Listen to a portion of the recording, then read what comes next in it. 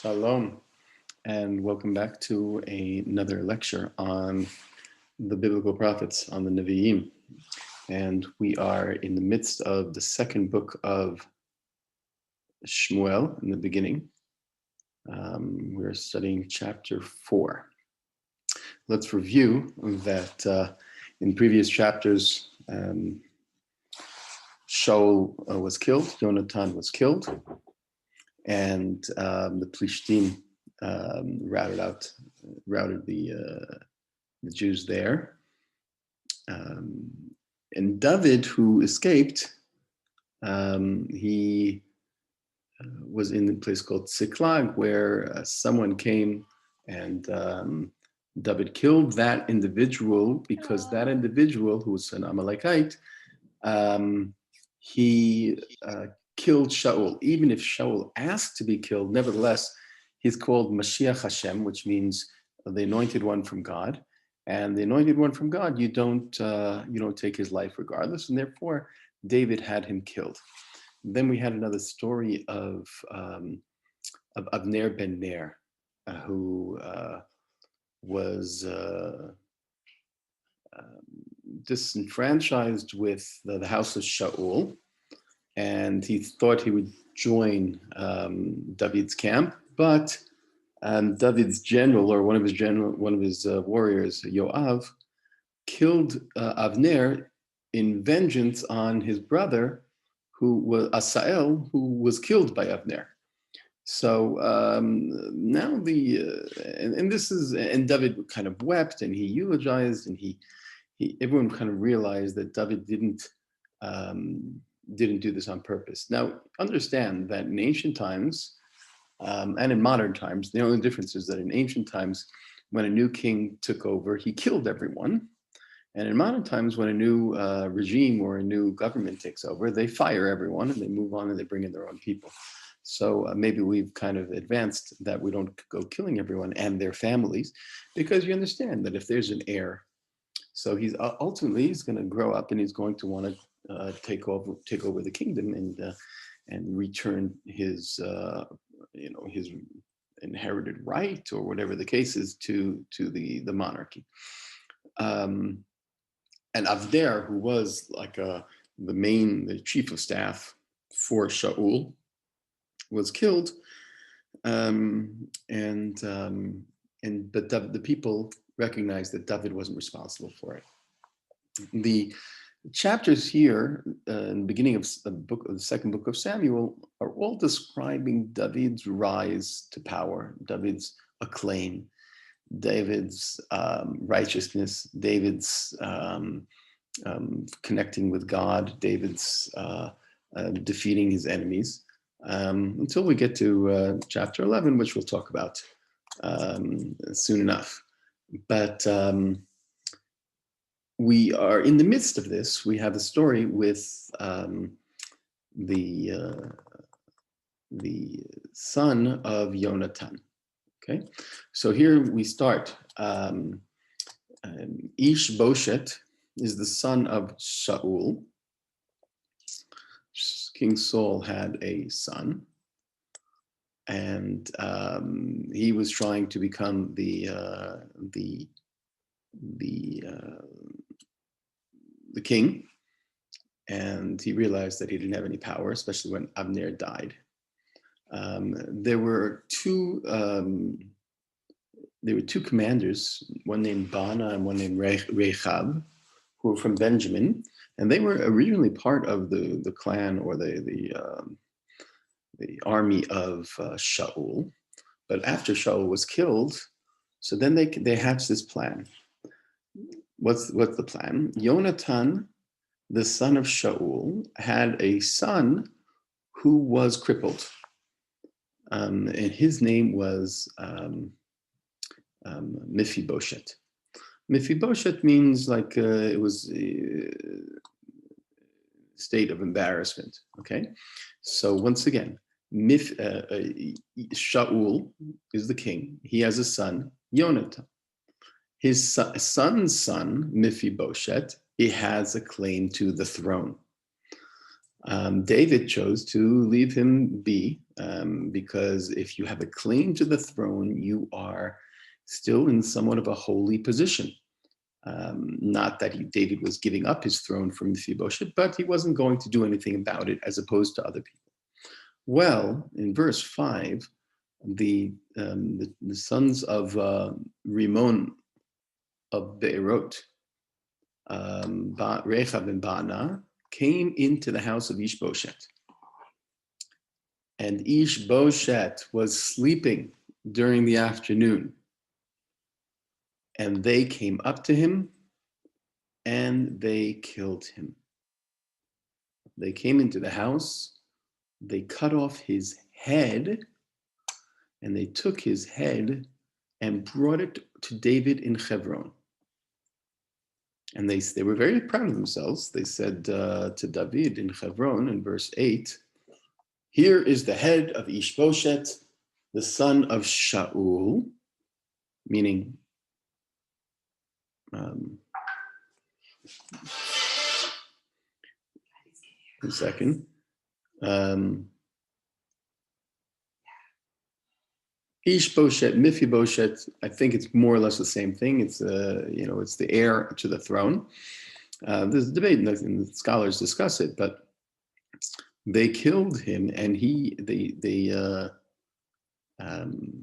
they brought his head to David, saying, "We did this favor for you, that we took out an enemy of yours because he's ultimately going to try to get the throne."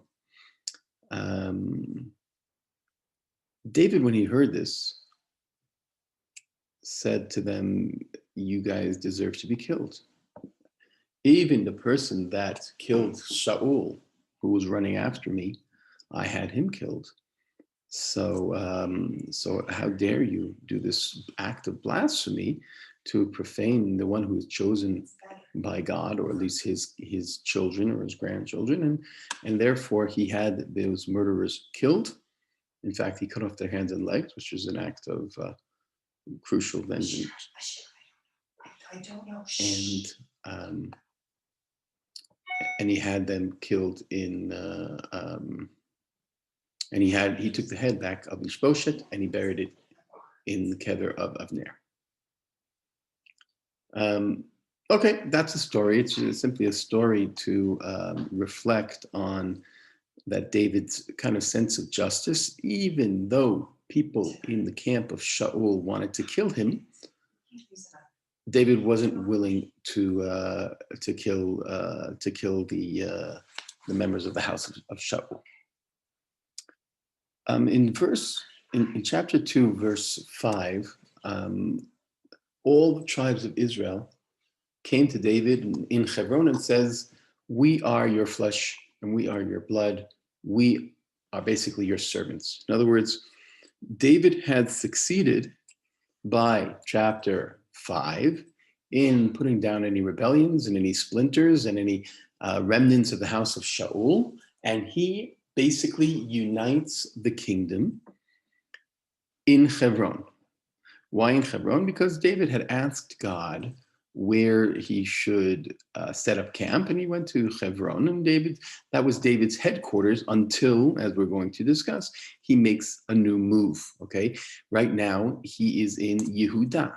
Remember that Israel is separated by something called Yehudah and the northern kingdom, or the northern tribes, okay? Yehudah is where Hebron is. Yehudah is where Beersheba is. Yehudah is where Bethlehem is. So that's the heart, the center of the lower mountain range, the mountains. And Hebron is the capital of Yehudah. And therefore, David sets up camp there until the dust settles, right? So David is now in Hebron, but all the tribes, or I guess the representatives of the tribes of Israel, come to David and say, "We are following you. You are our leader. We express our fealty to you." In other words, whatever you say, we'll do.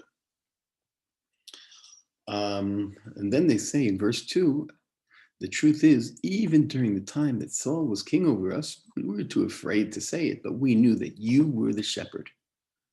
You were the ruler, and you were, and here's a nice word, that the phrase that's used in the Hebrew, hamotzi v'hamevi, the one who takes the nation out, and the one who brings the nation in.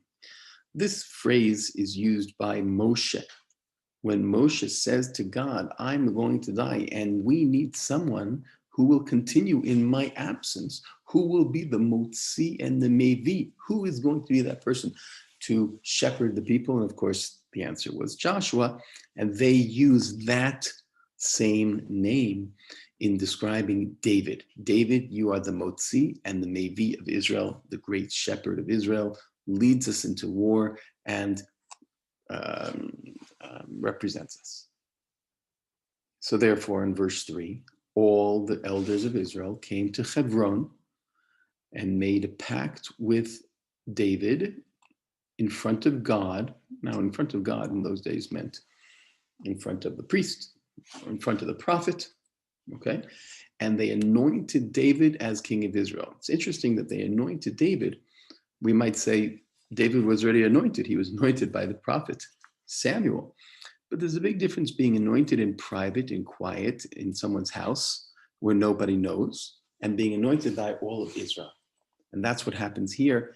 He is anointed as the leader, the representative, the one who speaks for the nation of Israel. In verse 4, David is 30 years old when he becomes king, and it tells us that he reigns for 40 years. 40 years is perfection, is shlemut, is wholeness.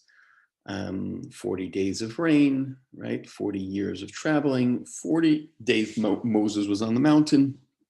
Therefore, 40 years represents that David completed a whole cycle. Not to say that there weren't issues and crises and problems and tragedies, but to say that he was truly the king from the beginning of the cycle to the end, a complete, more than a generation. That shows that that's a success.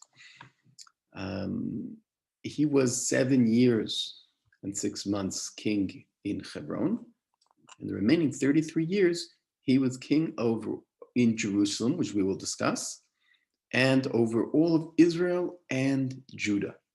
Okay, Israel and Judah. So you have to think about this, because for 1,000 years there's always going to be this question of Israel and Judah. Judah was always the most important tribe, most important leader, and therefore he had a special status. Right earlier from the start, when Jacob said to his sons, I'm going to leave you in the hands of one person, it was Judah, right? So Judah is the right hand, the leader. Israel is, people in the north, people in the periphery. They might not be so connected to Judah.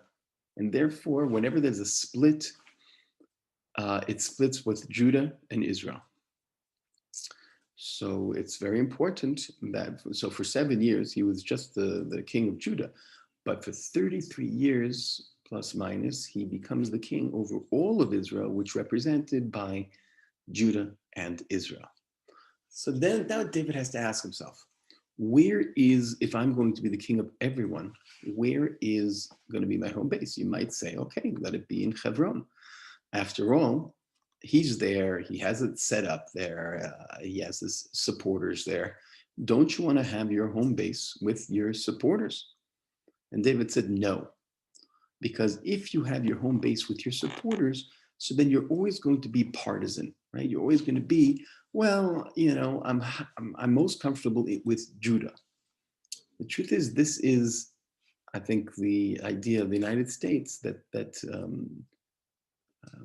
Washington, D.C., the District of Columbia, is its own kind of special status, right? It's not part of one state. It's a special state. So David was thinking thousands of years ago the same idea, that in order to have an appeal to all of Israel, he can't be in Hebron.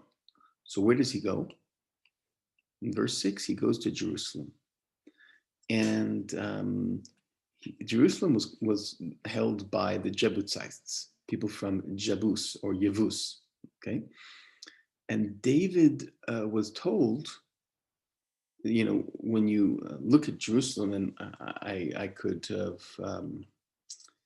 I could show you pictures of the city of David, because that's when we were talking about Jerusalem. In those days, they were talking about the city of David. If you just imagine in your minds, I should have put a picture here, but if you imagine in your mind, it's this jutting out with tall, at the edge of a lower level, lower than the temple. It's this piece that comes out, and it's got walls on both sides, and there's a valley, okay, underneath. And therefore, it's 20 meters up, 30 meters up. It seemed impenetrable, so impenetrable, the walls of Yevus, that who guarded the walls? This is very interesting. In verse 6, the blind and the lame guarded the walls. In other words, the walls were so impenetrable that they put blind guardians there, as if to say, it doesn't make a difference. A monkey can guard these walls because no one will ever get in. And David saw that, and he said, and they said to David, they made fun of him. They said, you'll never get in here. And in verse 7, David captures the fortress, the Mitsudah, which is in the north, the city of David. And he says on that day, anyone who defeats the Yevusim, and reaches the pipe. Now, it's probably the water channel, the water pipe, to get through. There was still a way to get underneath the city in order to conquer it. You will be heavily rewarded. Okay. So David occupies the Mitsudah, the stronghold, and renames it the city of David. And he fortifies the surrounding area from a place called the Milo. The Milo is between the city of David and the Temple Mount. There's a bit of a dip, and if you add soil there in order to make it flat, that's called Milo. Lots of archaeological studies. If you are in Jerusalem and you want to do a tour, you go to the city of David and you learn all about how they found, basically they seem to have found this fortress, and they might have found the house of David as well. And they found a tunnel that was dug, not during David's time, but during a few hundred years later, during the time of Hezekiah. And you can actually, it's a water tunnel that you can walk in that tunnel. It's a fascinating experience. I urge everyone who goes to Jerusalem wants to do a tour. You need 4 hours. I'm a tour guide. I can give you the tour if you'd like.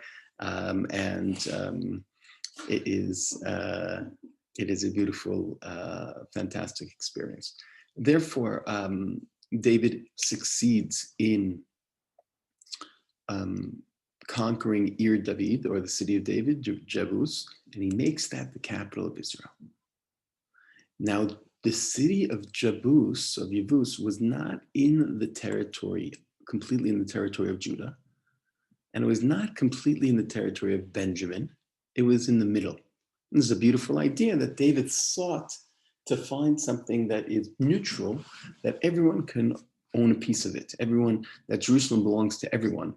And therefore, till today, Jerusalem is the capital of Israel for this reason, that it's the center, and it's connected to everyone in the land and every Jew in the world, and actually all three religions. But we move on. Now, so this reflects David's leadership quality, that he is the king. He unites the people, and sorry, 1 second. He is the king who unites the people.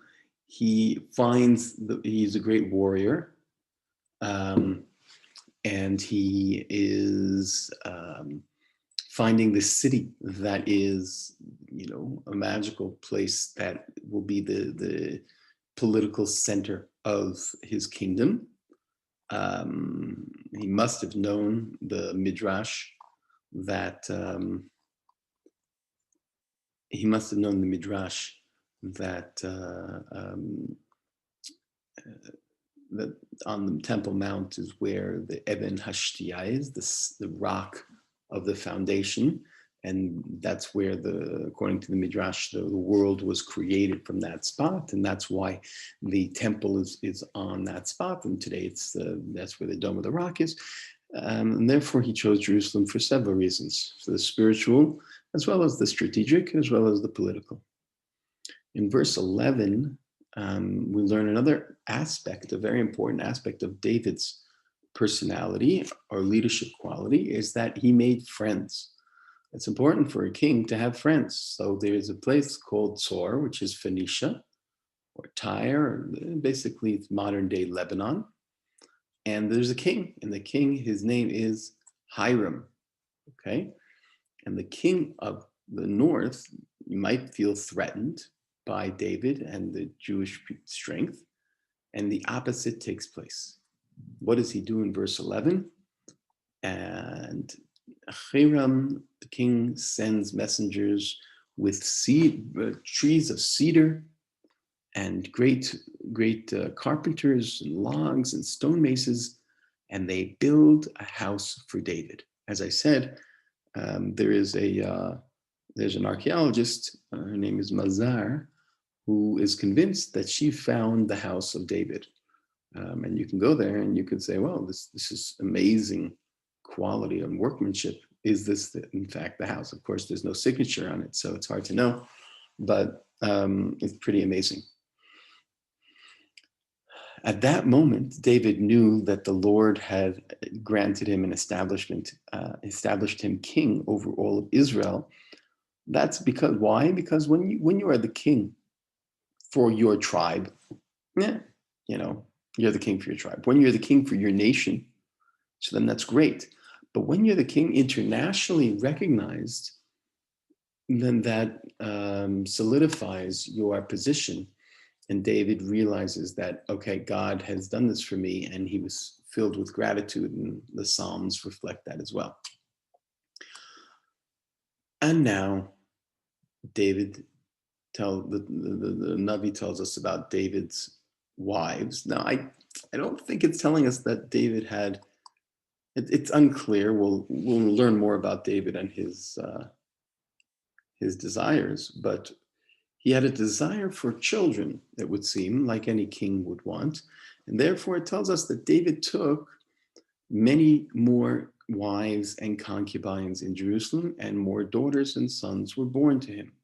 And here are the names of the children born to him. Shamua, Shobab, Natan, Shlomo, Yivchar, Elishua, Nefeg, Yafia, Elishama, Eliyada, Eliphelet. Okay, so there's a lot of kids. The more kids you have, the more power you have. You create a big kingdom, and that's reflected in the story here. Verse 17. What about the Philistines? What about the Philistines?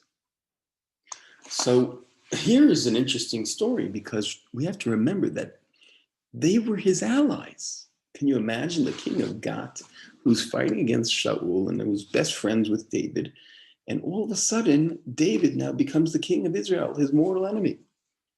Did they have a relationship? Did they send letters? Did they care? Or was it just turned from friend to foe? We don't know. But what we do know is they came to fight. So in verse 17, the Philistines heard that David became anointed over Israel. They marched up in search of David.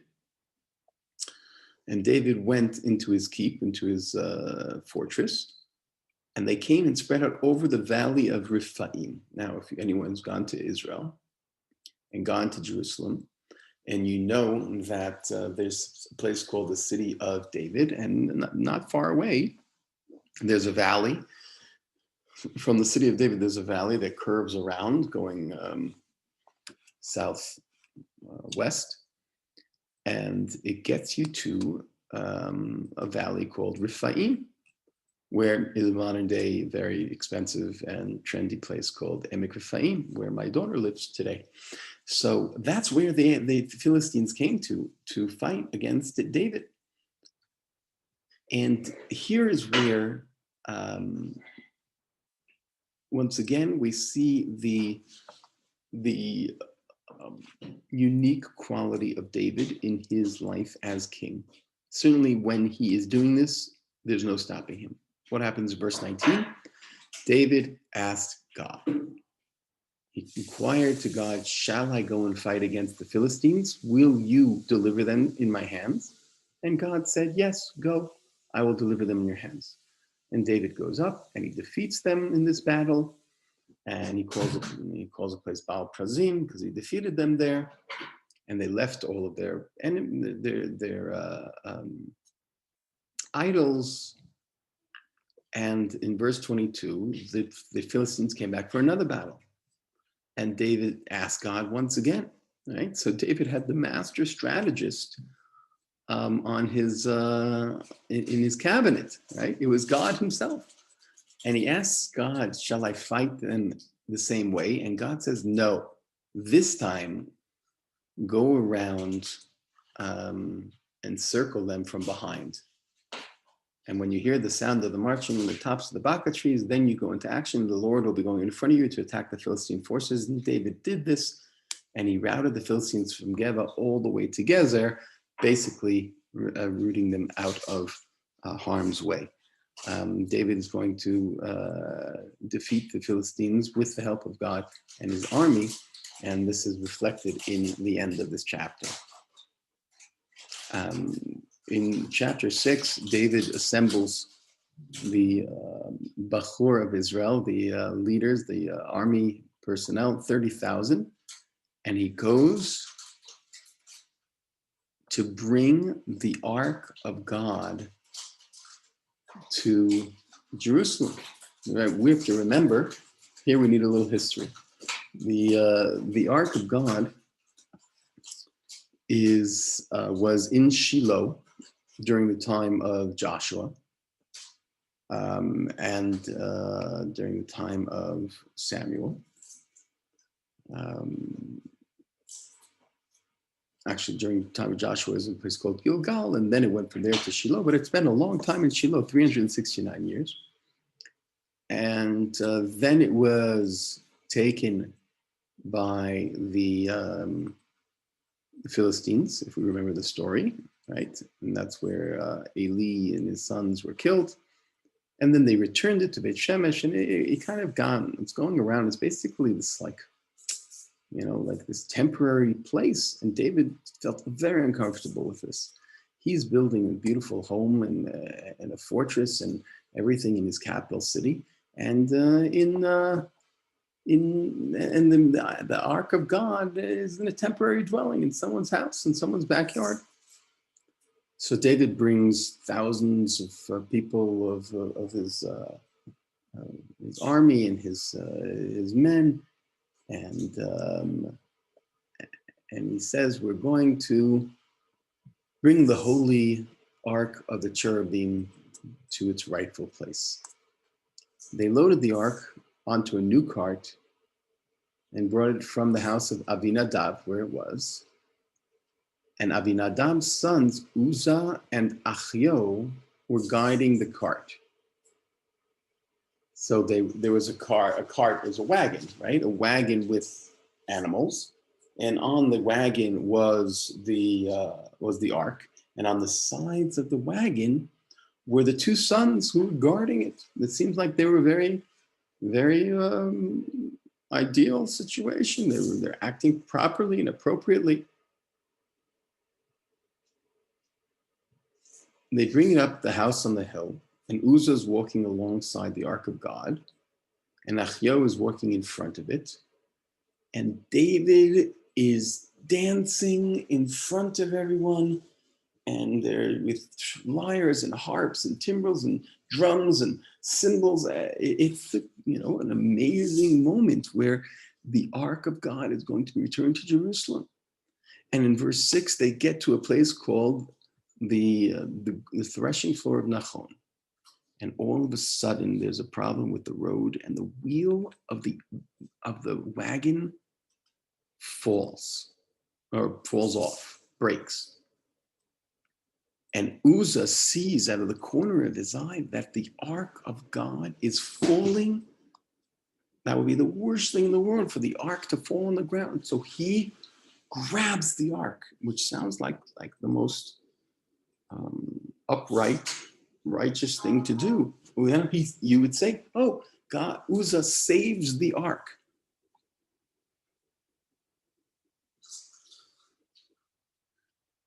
And God strikes down Uzzah.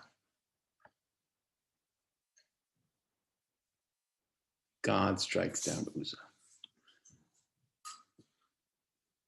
Uzzah reaches out, the oxen stumble, the wheels stumble, whatever it was, and God gets angry at Uzzah and strikes him down on the spot. He dies there right beside the Ark of God. And David is so upset that what happened it's a bad sign. And he calls a place, this is the place where Uzzah was cut down. And David feared God very much at that moment, saying, how can I bring the Ark of God back to Jerusalem? And he didn't do it. He left it in a house of Beit Oved Edom Hagiti for a while. And the reason is because it's a terrible sign. You are dancing before the Ark. You are bringing it to its rightful place. You think you're doing everything right. And then all of a sudden, there's a death by God.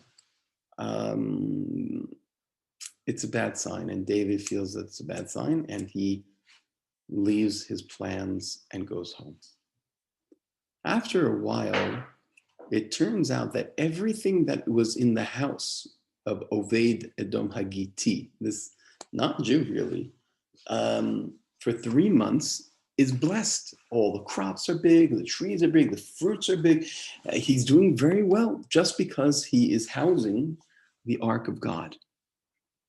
So David is told this and he says, oh, if God is blessing the house, then it's a sign that his anger is abated and he is ready for us to once again try to do this in the most respectful and proper way to bring the Ark back up to Jerusalem. And this time, in verse 13, the bearers of the Ark of the Lord move forward 6 paces and sacrifice animals. And David is whirling with all his might before the Lord. And he's wearing this linen ephod. And David and all the house of Israel are brought up the Ark of the Lord with shouts and with blasts of the horn. And finally, everything is going right. And as the Ark of the Lord enters the city of David, Michal, remember Michal? She was David's first wife. She was the daughter of Saul, whom David kind of received as a present for killing all these Philistines. She's in her house. She looks out the window and she sees her husband, who is the king, leaping and whirling before the Lord. In other words, not very king-like. He was acting like, I wouldn't say a buffoon, but he was acting like some silly jester in a state of ecstasy. So she despised him for it. And they brought the Ark of the Lord and set it in its place inside the tent which David had pitched for it.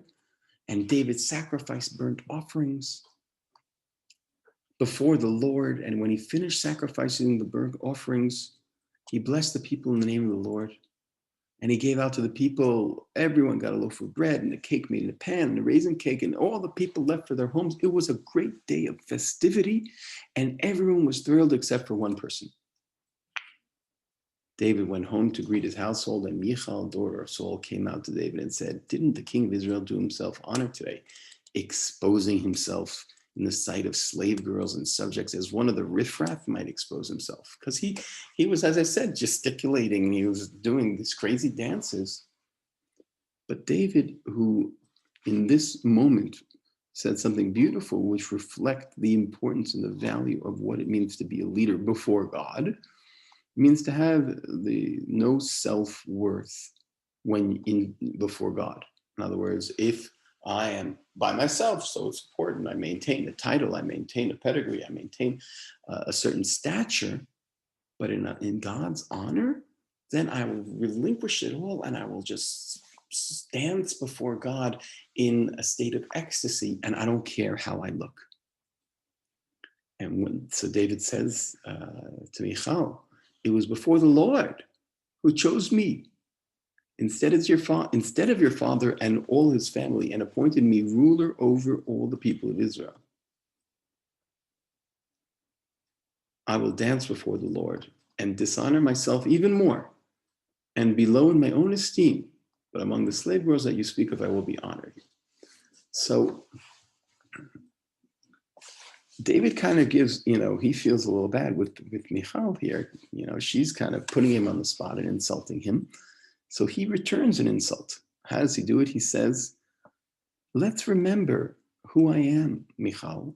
I am the king of Israel who replaced your father, who was the failed king of Israel. And when I, as king of Israel, dance before God, I do it to be low in the eyes of God. And I don't care what anyone else thinks of me. Michal said that this is inappropriate for a king. And David said this is most appropriate for a king of Israel who is a servant of God. The Bible agrees with David in the last line of the chapter, saying, to her dying day, Michal, daughter of Saul, had no children. This is like a slap in the face to Michal to say, don't dishonor David and insult him. He is acting in the most righteous way at this stage, and he will continue to do so for several chapters, fortifying Israel, representing Israel, connecting with God, truly unifying the nation.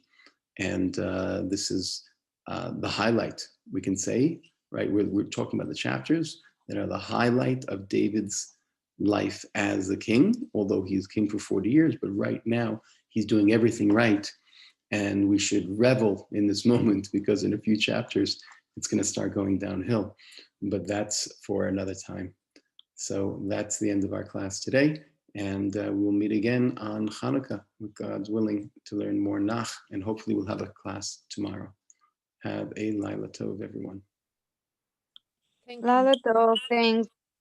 Looking Thank you. forward for Hanukkah class.